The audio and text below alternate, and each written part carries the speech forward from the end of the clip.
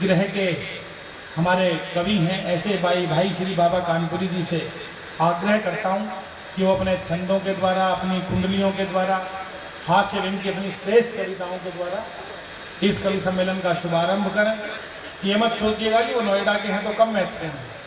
केवल ये कहता हूँ कि सम्मान मान से देखोगे अभिनंदन हो जाएगा, एक भाव भी वर्ण करोगे वंदन हो जाएगा, आदर और सम्मान से अगर शीश झुकाओगे तो अपने घर की माटी में वृंदावन हो जाएगा। एक बार भरपूर तालियों से स्वागत कर दें बाबा कानपुरी जी का। बहुत बहुत धन्यवाद आपको प्रवीण जी। मैं यहाँ सभी जानते हैं कि मैं सन 80 से नोएडा में हूँ। जब यहाँ सिर्फ औद्योगिक नगरी के रूप में नोएडा बसा था, आवासीय विकास बाद में हुआ, धीरे धीरे आवासीय विकास हुआ, लोग आकर यहाँ बसने लगे, तो हम लोगों ने छोटी छोटी गतिविधियाँ शुरू करके एक वातावरण बनाया और आज नोएडा देश का एक आदर्श नगर है। तो यहाँ पर बड़े बड़े आयोजन हो रहे हैं। नोएडा प्राधिकरण की तरफ से भी फ्लावर शो पर भी कवि सम्मेलन होता है। स्थापना दिवस पर हमारे साथी जो इसके आयोजक हैं, मैं उन सबको इसकी बधाई देता हूँ।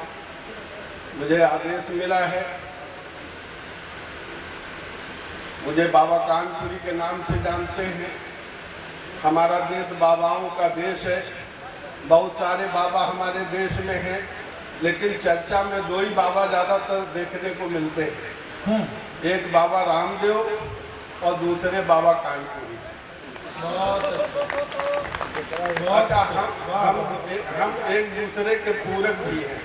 देखिए, पिछले दिनों आजकल घोटालों का युग है, बड़े बड़े घोटाले हो रहे हैं देश में और काले धन का भी बहुत प्रभाव हो गया है। बाबा रामदेव और अन्ना जी को बार बार दिल्ली आना पड़ता है, इसके खिलाफ कुछ वो अपना प्रयास कर रहे हैं कि ये सब बंद हो जाए। मैं सोचता हूँ कि बाबा रामदेव का कार्य है योग प्रचार का, वो बेचारे योग प्रचार में ही लगे, क्यों अपना समय इस क्षेत्र में बर्बाद करें। तो उसके लिए हमने एक नया रास्ता निकाला। प्रमोद तिवारी जी ने अभी सरस्वती वंदना की और उन्होंने उनसे शब्द और स्वर की कामना की। शब्द और स्वर के अलावा आजकल चूंकि घोटालों का युग है, लोग करोड़ों में खेल रहे हैं। हमारी भी इच्छा होती है कि हम भी करोड़ों में खेलें, हमारे पास भी कोठी बंगला हो, हम भी देश विदेश की यात्रा करें, हमारे घर में भी गाड़ी अच्छी अच्छी हो, लेकिन हम वो सब नहीं कर सकते जो वो कर रहे हैं। तो उसके लिए हमने एक रास्ता निकाला। हमने सरस्वती जी से कुछ लीग से हटके प्रेम की मांगा, बहुत प्रार्थना की है सरस्वती जी से कि अन्ना हजारे और बाबा रामदेव को भी बार बार यहाँ आकर प्रदर्शन न करना पड़े और ये काले धन की समस्या हल हो जाए, सब सफेद हो जाए। तो मैंने दो छंदों के माध्यम से प्रार्थना की है। देखें कि वाणी और शब्द की कृपा तो कर दी बहुत, आउटा फुटन कुछ काम करवा दे माँ। कि वाणी और शब्द की कृपा तो कर दी बहुत, आउटा फुटन कुछ काम करवा दे माँ। और देश और विदेश घूम लिया वायुयान ही से, चंद्रलोक की भी मुझे शैर करवा दे माँ। कि प्राइवेटीकरण का आ गया चरण, अब किसी बिन चड्ढाई से मुझे मिलवा दे माँ। कि प्राइवेटीकरण का आ गया चरण, अब किसी बिन चड्ढाई से मुझे मिलवा दे माँ। और नेकी और श्रम की कमाई से असंभव जो खाता सुसु बैंक में मेरा भी खुलवा दे माँ। नेकी और श्रम की, अच्छा, बिना नेकी और श्रम की कमाई से संभव नहीं, लेकिन सरस्वती जी के माध्यम से संभव हो सकता है। और दूसरा छंद देखें कि खेला हूँ बहुत शब्द लेखनी से, एक बार शेरों के खेल का हुनर बता दीजिए। कि खेला हूँ बहुत शब्द लेखनी से, एक बार शेरों के खेल का हुनर बता दीजिए। और जिसको लगा के सारे काले भी सफेद दिखें, ऐसे चश्मे की एक फैक्ट्री लगा दीजिए। कि जिसको लगा के सारे काले भी सफेद दिखे, ऐसे चश्मे की एक फैक्ट्री लगा दीजिए कि जीत कर सीधे हथियां सीट पीएम की, जीत कर सीधे हथियां सीट पीएम की, ऐसे क्षेत्र से मुझे चुनाव लड़ा दीजिए और 2G और 3G की जरूरत पड़ेगी नहीं, टाटा जी का वारिस मुझे ही बना दीजिए, टाटा जी का वारिस मुझे ही बना दीजिए। बढ़िया बढ़िया। तो इन छंदों के बाद मैं थोड़ा सा आगे बढ़ रहा हूँ। जैसा कि प्रवीण जी ने बताया कि कुंडली छंद और ये घनाक्षरी छंद मेरी परंपरा में है। तो देखें, बाबा की पहचान दाढ़ी से है। दाढ़ी में कुछ खूबियां हैं, चाहे ये छोटी हो या बड़ी। एक कुंडली छंद के माध्यम से आप देखें दाढ़ी में क्या खूबी है। कि दाढ़ी में गुण बहुत है, रखिए इसे बढ़ाए और कैसी भी हो हड़बड़ी आड़े कभी ना आए। दाढ़ी में गुण बहुत है, रखिए इसे बढ़ाए और कैसी भी हो हड़बड़ी आड़े कभी ना आए। और आड़े कभी ना आए बड़ों सा मान दिलाती, अटके लटके उलझे कार्यों को सुलझाती। तो बाबा कवि बर्राए दूध में जैसे साड़ी, अरे बड़े काम की चीज बढ़ा कर रखिए दाढ़ी, बड़े काम की चीज बढ़ा कर रखिए दाढ़ी। और 2 कुंडली छंद और दे रहा हूँ। आजादी के बाद हमारे देश में खादी का बड़ा प्रचार हुआ, राजनेताओं ने अपना लिया तो वो राष्ट्रीय परिधान बन गया। अच्छा, खादी में खूबियां बहुत हैं, उन खूबियों को 2 छंदों के माध्यम से दे रहा हूं। पहला देखें कि खादी में गुण बहुत है, सदा पहनिए अंग और है सफेद तो क्या छुपे, इसमें 7 रंग। और इसमें 7 रंग दाम की है या सस्ती, और सभी जगह है मान, नगर हो अथवा बस्ती। सभी जगह है मान, नगर हो अथवा बस्ती। तो बाबा कवि बर्राए सुनो हो भौतिकवादी, अरे बर्बादी से बचो मंगा कर पहनो खादी। बर्बादी से बचो मंगा कर पहनो खादी। लेकिन खादी जो है अब सस्ती नहीं है प्रवीण जी, खादी अब सस्ती नहीं है।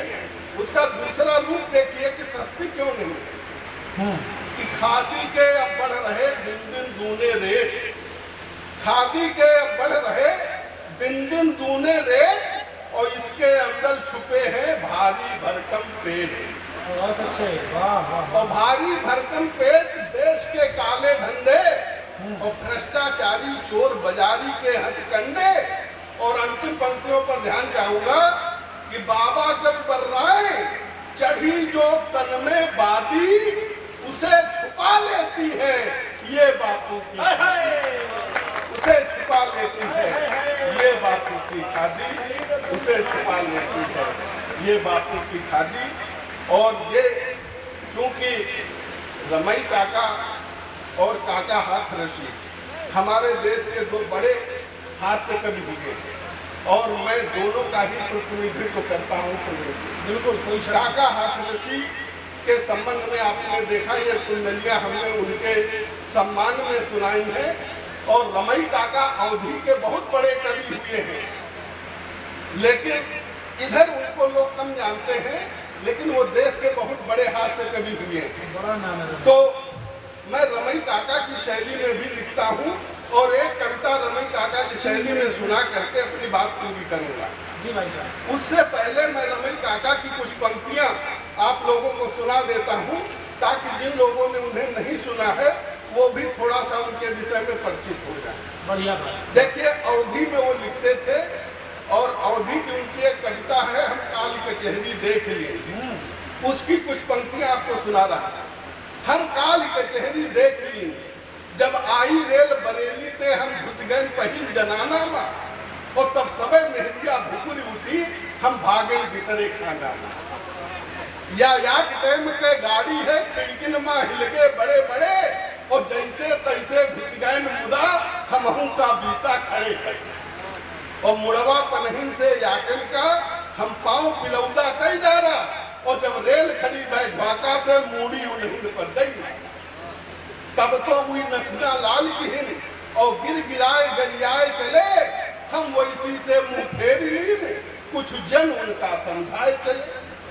मुल थूका जब तमाकू, अब देखिए मुल थूका जब तमाकू तो उड़ के उन पर पीक पड़ी, और तब तो सब डिब्बा भन भनान हम गाड़ी पावा करी करी। तो ना चढ़ब बरेली गाड़ी माँ, ना चढ़ब बरेली गाड़ी माँ, हम कान पकड़ उठ बैठ लीन, हम काल के चेहरी देख लिए, हम काल के चेहरी देख लिए। ये शैली है रमई काका की। उनकी बहुत लंबी कविता है, 4 बंद है, उसमें एक बंद हमने सुना। और इसके बाद इसी शैली में एक कविता से मैं आप लोगों को जोड़ना चाहता हूँ। देखिए हमारे यहाँ पूर्वांचल में कानपुर जो ब्राह्मण होते हैं, कानपुर जो ब्राह्मणों की पहचान है, 20 विश्वा के ब्राह्मण श्रेष्ठ माने जाते हैं। हमारे भी वो बहुत अनुसूचित टाइप के ब्राह्मण थे, तो मैंने उनकी जो पीड़ा है उसको अपनी कविता के माध्यम से आपके सामने रखने का प्रयास कर रहा हूँ।